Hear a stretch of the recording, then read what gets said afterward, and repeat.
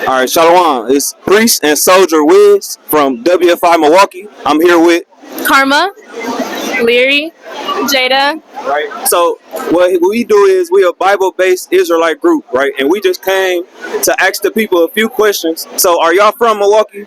Y'all from here? We are not. Where are y'all from? We're from Racine. Racine. Okay, it's same difference. Smaller Milwaukee, right? Small. So what are our people living like in these two different cities? Yeah, that is really hard. Ain't no wrong answer. Man. Want me to come back to you? Yeah, come back to me. I say just passive, just getting by. Like we're all just getting by, like barely. Like you gotta work to live. You have to work a 9 to 5. Right. Working. And that's a really heavy thing for you to say that, right? Because that's what got us into the Bible when we realized that these type of things are not coincidences, right? Like it's no coincidence. Racine is like 30 minutes, 45, depending on where you at from here. Yet them people going through the same thing. I done been to Racine. I was there last month. So I just want to know, what do y'all think is the cause of these, like you said, just getting by? Why do we gotta just get by when everybody else seem to be doing good? I feel a lot of people like to criticize us just because of our color, especially just because they always just think the worst automatically. Like, oh, like, you know, like they're affiliated with gangs and just things like that. And I just really don't think that's just really bad, because then it just causes us to have to work harder for things that not a lot of people have to. I just feel like the same thing she said. I feel like we got to work harder because people look down on us because the way we look, and they probably think we're just like bad news altogether. Yeah, I agree. Like stereotypes, stuff like that, all that stuff. Okay. So look, right, we didn't establish that we got some issues that's going on, right? But just from person to person, right, how do you think that our interactions are with each other? Like, do you think, like, men and women, let's take that. You know what I'm saying? Men and women nowadays of our races, how do they interact with each other? Is it good? Is it bad? Is it great? Is it horrible? What do y'all think? I honestly think it depends on the other people's like perspective on us. Honestly, from men and women and from different races and things like that. Like a lot of people do automatically just assume a lot, and so I don't know. I feel like it's kind of different for everybody, just because they all have different perspectives on all of us. I think it's based on like how everybody grows up and how they view like women of color and just people who look like them, because bad stereotypes or like family matters. Yeah, I think what she said, like how you grew up, because I think like a lot of women, they grow up not knowing how to be sweet to a man, and a lot of men grow up not knowing how to be a man and be like to a woman. So basically everybody just messed up on both sides. You got the men, they all the way over there, they acting like the women. You got the women over here acting like the men. It's just backwards, right? So I would ask y'all, since that's the case and we know that we got to fix that, what is one thing y'all can think of that we can do right now today to start to fix this problem? Communication is a really big thing, really big. Like that. Talk about our feelings and just recognize that men and women can both have the same feelings. Yeah, get your feelings together. Then also, like, don't have your kids have that same upbringing. Help your kids break it. Okay, so I want to ask y'all this, right? And I want y'all to be honest.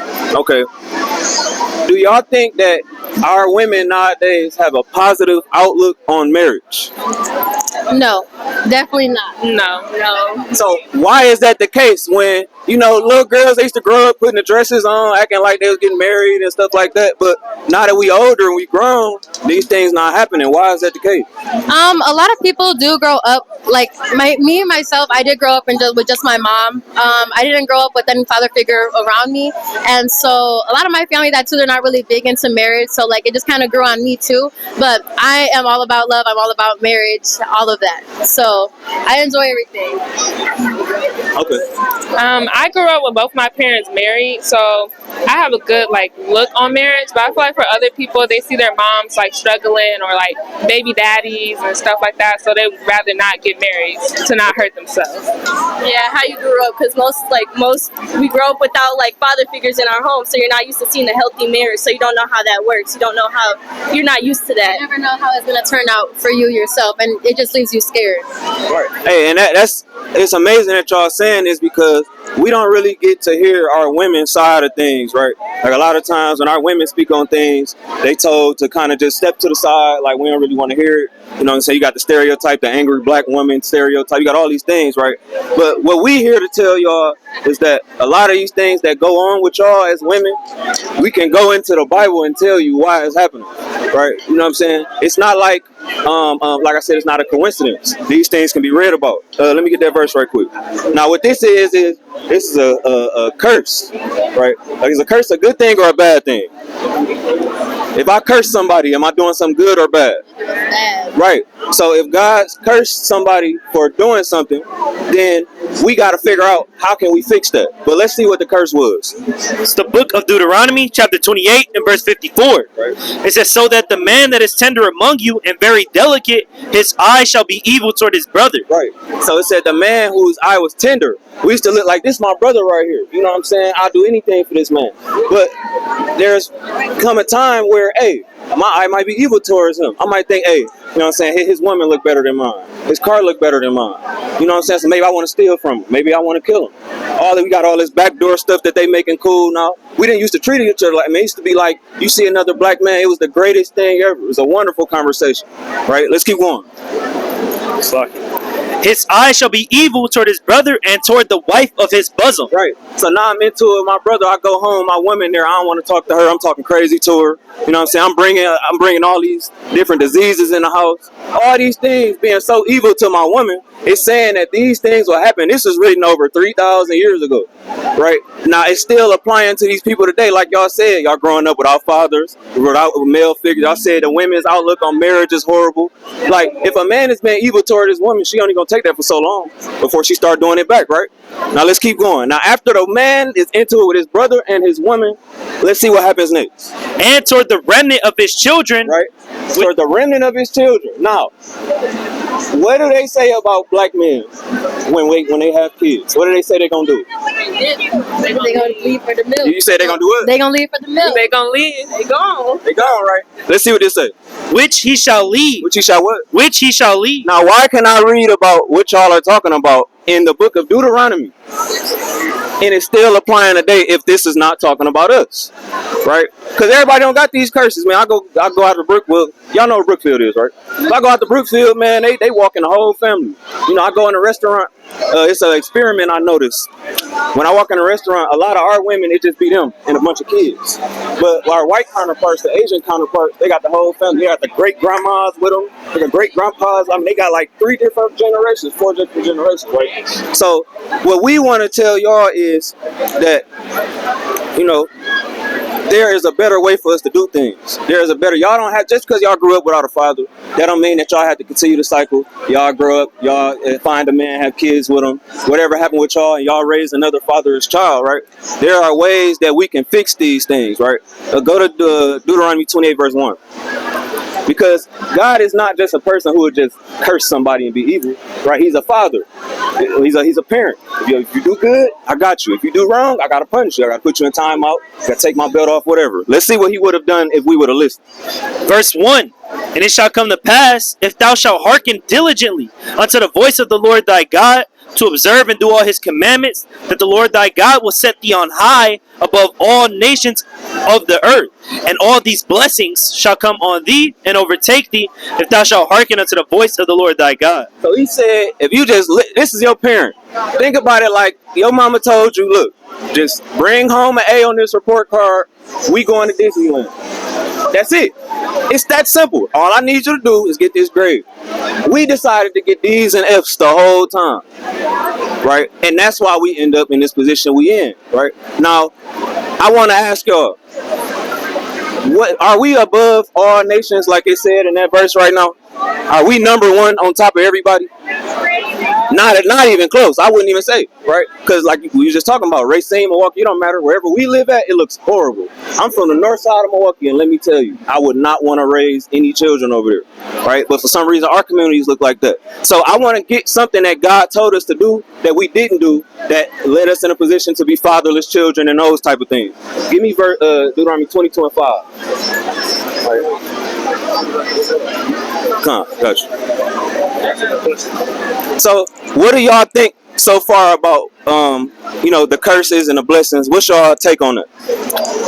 I think I never really heard, like, I mean, I grew up Christian. I'm also from a Mexican household, so I am mixed. So, like, you know, I never really got too into it, but, like, hearing that stuff, it really does make me feel some type of way. Like, you know, that things like that was written years ago is now still work, like, till this day. I feel like all of us, as everyone, man and woman, we all really need to work on everything that we do, because I don't want this to still be going on 3,000 years from now either. Right, exactly. I agree with what she said. Until now, I didn't really connect the dots of the verses in the Bible until you just read them, and it just makes me think that we just need to change altogether and just come together and celebrate our differences and stuff.